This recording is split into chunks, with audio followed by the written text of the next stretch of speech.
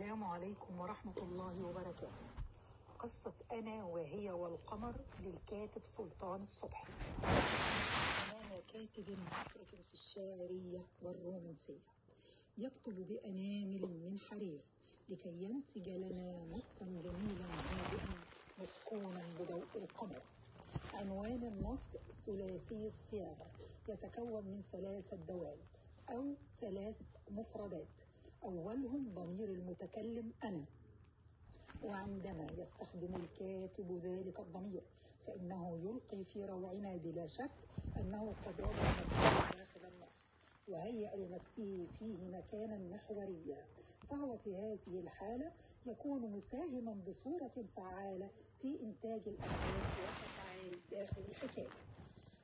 المفردة الثانية تتمثل في ضمير الغائبة هي، وهنا يتراءى لي أن الكاتب إنما يشير بذلك الضمير إلى ضمير الحكاية، ولقد ترك لنا مهمة تقدير الدوال للغائبة حينما استخدم ذلك الضمير دون أن يحدد لنا هي من تكون ومن تكون هي.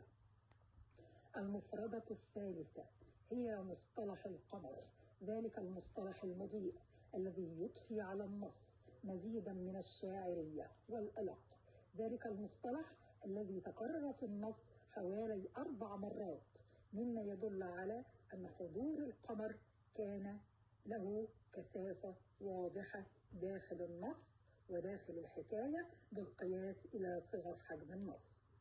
النص في مجمله تتلاحم فيه النصية مع الحالة الشعرية، وكأنني أمام نص منثور تتعالى فيه اللغة على نفسها وعلى طبيعتها الحكائية لترتفع إلى آفاق الشاعرية المفرطة، وذلك لتدخل المجاز والرمز تدخلا واضحا في بناء السرد والحوار.